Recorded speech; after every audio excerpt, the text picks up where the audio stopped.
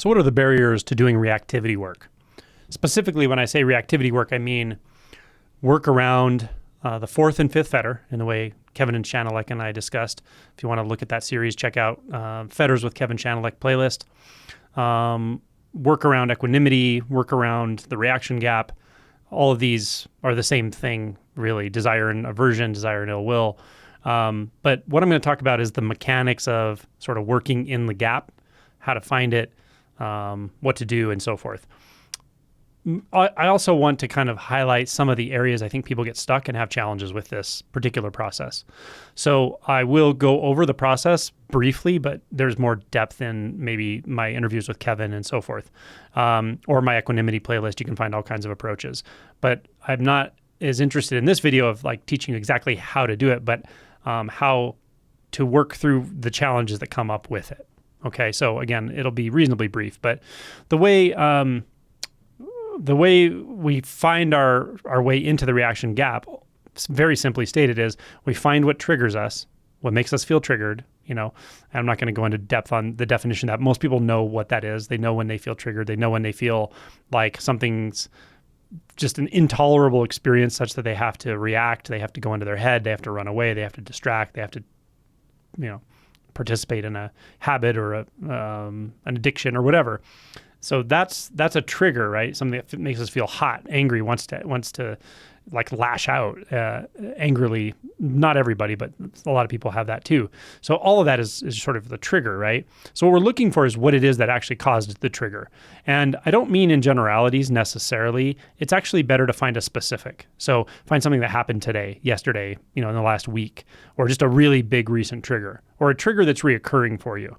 Can be around relationship, can be around money, can be around health, anything. And what we want to do is we want to find the trigger and then actually bring ourselves into the experience of the trigger, which you may not want to do, right? It's not like every day you sit down and go, oh, I just want to feel horrible right now in the worst triggered way. But this kind of work requires that you actually track this down. So you lead yourself back into that trigger experience. You can do it through memory, or it works great if you're like just recently been in that situation and you can kind of still feel it and you can recall what actually caused the trigger. And then what you want to do is you want to go deep into the experience of it and find the gap. The gap is between the stimulus, the trigger, what actually happened, or what you perceived to happen, but we want to be as objective as possible, and then the tendency to react to it. And again, a reaction can be all kinds of things. That's really what we're doing here. The way Kevin laid it out was rather simple, and that is find something that happened, something that occurred, and then look at what you wanted to occur. And the way to structure that is to structure it in a statement that is about what didn't happen. So, for instance, if somebody, I don't know, the babysitter let your dog out. Just coming up with something. The babysitter let your dog out. So the statement would be the babysitter didn't keep the dog in the house. The babysitter didn't watch the dog appropriately, something like that, right? That's the statement, and it's important to state it in the negative in the way he describes it, because what you're doing with that is you are setting yourself up to see the gap or the difference between what actually happened or what didn't happen and what you think should have happened or what you think could have happened. Because what that gap is the gap between reality and la la land. It's the gap between reality and just living in our mind, believing the world is somehow going to be the way we want it to be, or should be the way we think it should be, that it could be that way, or whatever. Like, you get the point, right? So again, I'm going quickly through this mechanism, but that's the point. The point is to find the gap. And if you do this, if you structure a statement such that, my mother didn't give me the validation I need growing up. And it may be something distant like that. It may be something specifically, so-and-so didn't protect me. So-and-so didn't acknowledge when they scratched my car or something. When you state that and feel a reaction, you want to make sure you feel some kind of, not necessarily a reaction, a trigger. You feel something. You feel some contraction. You feel some anger. You feel something that makes you want to react. You want to stop right there. Stop before you react. Stop before you lash out or reach out, and even stop before you start to justify your reactions that you want to take. Even if you're not taking taking an action, you're not doing a reaction or going down that road. Even the part of you that wants to justify how you feel through imagining the reaction, if you can, you want to even stop before that occurs, before your mind goes, no, but they should have done this. No, but they should know better than that, or that people should be more respectful or polite, or whatever it is. You want to stop before your mind's already doing that, because you're just setting the reaction up, and just feel what it feels like to see that didn't happen, that what you wanted to happen just didn't happen. And that's it. That's going to lead you into the reaction gap if you do it properly. When you're in the reaction gap, you'll feel uncomfortable. Like, by definition, it will feel rather uncomfortable, especially when you first start this. It may feel like the most uncomfortable thing for you, like just intolerably uncomfortable at first. So be aware that can happen. But the point is to feel the discomfort. It's to feel the gap where a reaction is starting to form, but it's not actually like grabbed onto, let's say, or you haven't gone down that road yet. But the stimulus is in place. The stimulus is so-and-so didn't do what I wanted them to do, or thought they should do, whatever. That's the gap. Once you're in the gap, you want to try to stay in the gap. Just see if you can actually rest there or stay there without moving out, without reacting, without going into a whole bunch of analysis in your mind, without getting completely distracted and just leaving the exercise. See if you can stay there. At first, it may be hard. You may not be able to stay there long at all. With practice, you will be able to stay there. Okay. And then the next step is you want to look for, this is how Kevin describes it. You want to look for what it is that makes the reaction happen. Like, because it will seem like it if you really look at what's going on in the mind. The mind says, well, I know that this didn't happen, and here's what should have happened, right? So there's something that says, and I need to do something between this and this. I need to do something between the stimulus and the response. There's a feeling like I need to act, I need to react. Yeah. Find what it is that compels you to believe that. Just look around and see, is there, as he says, is there a button that gets pushed or a lever or something? Those are just characterizations of it, but look for anything that actually compels you to react, that makes it feel like I have to do something here. Like I'm going to crawl out of my skin if I don't, right? Even a thought or a belief, like look for anything that seems to be what it is that's forcing a reaction. And if it's a thought, you might realize, oh, well, a thought actually doesn't make me react. A belief that I have to react isn't what's making me react. What is it that's actually doing it? Look for it. And you have to keep looking until something changes about your experience of reactivity, your experience of equanimity. Something will shift and change if you keep looking. But you don't want to just say, oh, I don't find anything and just stop. You have to actually keep looking and keep putting yourself back into those experiences. So that's the basics of how it works. Now I'm just going to talk about the sort of pitfalls and the challenging areas that I've seen when people try to do this kind of work. The number one pitfall by far is not ever even thinking you want to do this. Thinking this is nonsense. This isn't spiritual. This has nothing to do with spirituality. It's not about awakening. There's no one to do that work. There's no one who is reacting. Reacting just happens. Anger just happens, but there's no one it's happening to. Fine. If you want to hold those views, that's great for you. But that's not what this is about. This is actually about finally taking accountability and looking at what's actually causing the reaction, right?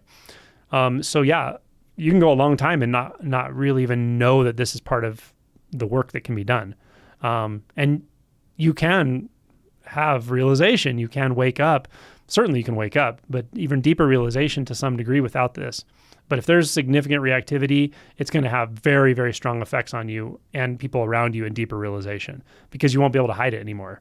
So you really should address this, and you'll know it. So that's the biggest barrier, is just not even knowing it's a thing, not knowing there's value to doing it, not knowing that you can break the spell, break the fetter. The second one is you actually do know you want to do it, and then you start to do it. And without even realizing it, and very smart people can do this, very intelligent people can do this, I've seen it. Without realizing it, you suddenly just get distracted. You're just like, oh, okay, actually I want to go do this other thing now. Like you do it for 2 days and then it's just like not interesting anymore for some reason. And you kind of know it in the back of your mind, but you kind of don't realize like, no, I'll get back to it later. You don't realize like even getting close to that feeling of the trigger, or excuse me, the feeling of the reaction gap, it's really uncomfortable. It's so uncomfortable that your identities just take over. Your distractions just take over. Your distractions that you're identified with will just automatically take over. And then that's where you're going to go. You're going to follow that down the rabbit hole, not the good rabbit hole, the mind identified rabbit hole of distraction. So that's the second barrier I see, and that's pretty common too. If you get past that, if you're like, no, it's time to do the work. I'm going to sit here and do this until either something breaks or I just realize like I can't or something, but you're seriously dedicated. You're going to sit down, you're going to do the work. That's awesome. Then the next challenge I think people see is they don't understand the mechanics like I described earlier. It's hard to structure those statements. And actually it's hard to structure the statements sometimes, not only because it's a little obscure, but actually because you don't want to. There's a part of you that will not want to see this mechanism clearly, because if you see it clearly, you could lose it.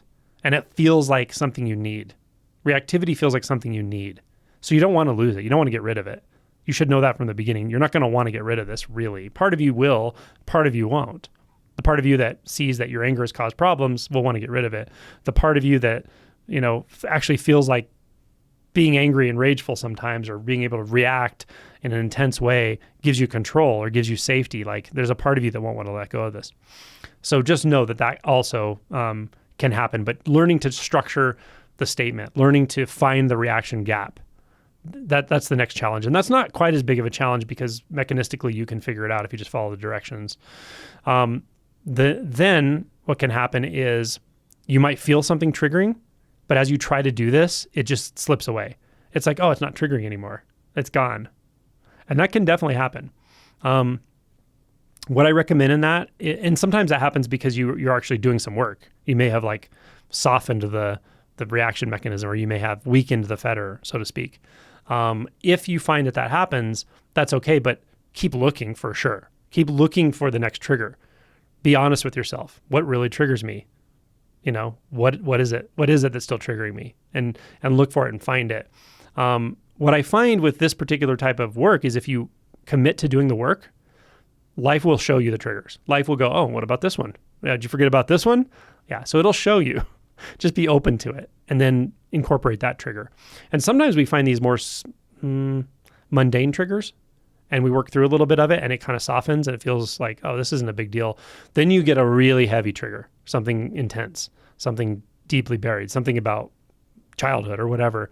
And they can be easy to overlook those as well. You're like, oh, I don't want to go there. And you may not have to go there for this in particular. It could be too intense or too traumatic, but it may not be. You may actually have to intone to yourself, like, my parents just did not give me the attention I needed, period. They didn't offer me validation. They didn't offer me love, affection. They weren't there, These may be the triggers. So be willing to investigate those. And if it just feels like overwhelming and too much, then that may not be the right time to do that. But anyway, that's the next part, is just seeing that sometimes these triggers are a little slippery. And then you can even return to the ones that you thought had softened before and make sure, keep returning, especially if you're in a stressed out sort of situation, maybe like your body and mind are a little on like a kind of higher alert, higher energy. Sometimes something will feel triggering again. So go back and investigate the ones you worked with and see. And if there's no reaction, you'll know it. If there's like no reaction gap, no tendency, you'll know it. It'll feel like equanimity. It'll feel like, oh yeah, I can totally think about that, feel into it, and there's nothing there anymore. So that's that. Now, and then there's also this thing that can happen where it's like, I can get into the gap. I know what that feels like. I know it feels super uncomfortable, but I've gotten used to that, and I can find my way back. I get the triggers. I know what they are, and I can get myself to that reaction gap. This is actually why I made the video. Someone requested me to talk about this part. And you can be in that gap, but you don't know what to look for. It's like, what does it mean to look for a button, or where do I look? How do I look, right? There's consciousness, there's sound, there's sensation, but where am I supposed to look? And am I looking for a concept? Am I looking for like an actual thing? Like I don't really have it doesn't feel meaningful for me to look around because I don't know what I'm looking for, kind of thing, right? So for some people, it just doesn't make sense to try to look for the actual trigger, knowing that's not really there, but they can feel the reaction gap. In that case, it's fine. But what I would recommend is actually really investigating the nature of the restlessness that's occurring here, the sense of like wanting to crawl out of your skin, wanting to leave this gap. That's what you want to do. You want to leave the gap. Something wants to leave the gap. So a couple of ways you can look at this. One is you can look for what it is that wants to leave the gap. If it feels like, no, I really want to get out of this, well, where is that? Where's the part that wants to get out? How do you know that? If it's a thought or what? I mean, how do you actually know you need to leave this gap? Which leads to the second one, and that is just to simply ask the question, what is compelling me to leave this right now? Why do I have to? Why do I have to leave the gap? Right? So it's like looking for the agent or that which is trying to shoot you out of the gap, to get you into a reaction, to get you into a distraction. And then the second part is like, why? Is there actually a reason to leave this right now? Do I have to leave the gap? Do I have to leave this discomfort? And when you've sort of depleted all the analysis, right? Because this is deeper than analysis. This is like emotional, right? And it's in the energetic body. When you've sort of started depleting the analysis and the blah, blah, blah of the mind, and the thoughts calm down, you'll still have that raw discomfort, but there's no message there. There's nothing in that discomfort that says you have to go do something. You have to react. You have to tell that person. You have to. It's just not there. You won't find it. But you can ask the question, why leave? Why do I have to leave? Why do I have to leave the gap? What is actually compelling me to leave this? And you'll find it's an interpretation. Only a thought is really compelling you to leave.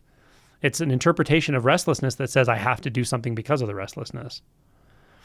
Now, I want to say, and this is important, even at this point, you still won't want to be here.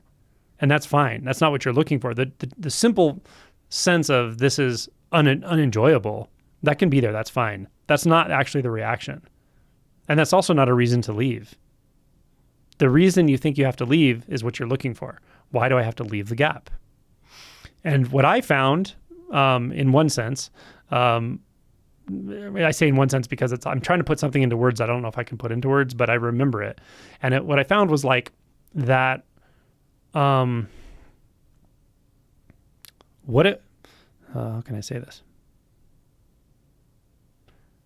When I depleted all of I think it's just really the mental process. So when I depleted all of the mental tendencies to do something about this, to get out of the gap, to distract, to analyze, to justify, like when I depleted all of that, what I found was that there was a very paradoxical relief. There was a relief that I actually don't have to go anywhere from this. And it felt really good because everywhere else is always going somewhere. Everywhere else I went felt like I was going somewhere, but it was going away from myself in a way. It was going away from the very, very simple truth of this moment. And the feeling of that restlessness in this case was the very simple truth of this moment. So there was something about it that just actually said, oh, you don't have to leave. And it's nice not to have the choice in a way. It's nice not to have to analyze the possibilities, because there really isn't another possibility than this. That's the whole point of the exercise. There's no possibility other than what's happened. Like, right? Like this happened or this didn't happen. That's the truth. And you want to cross the reaction gap by saying, and it should have happened this way, or this should have happened, or you should have done that, or right? We're running off into some la la land world, this artificially constructed world, and it never feels good actually. It may feel a little better than being in the gap in the short term, but in the long term it feels horrible. Reactivity feels horrible. So what I found was like, oh, I actually don't have to go anywhere. There's nowhere to go. And it was just like right here, here, here. Like very obviously, clearly the most natural experience. And that's the realization that you don't actually have to leave it. You don't have to leave the gap. You don't have to leave anything. You don't have to run. You don't have to escape from anything ever in this way. So that's another approach that you can take. If you get to that point where you're like confused about what to look for and so forth, just ask yourself, do I actually have to leave? What is making it seem like I have to leave? Look for that. What is making this seem intolerable? It's not comfortable. It's not enjoyable. But what's making it intolerable other than a thought, right? Find it. Look around. Find it. Find what's compelling you to just get out of this experience.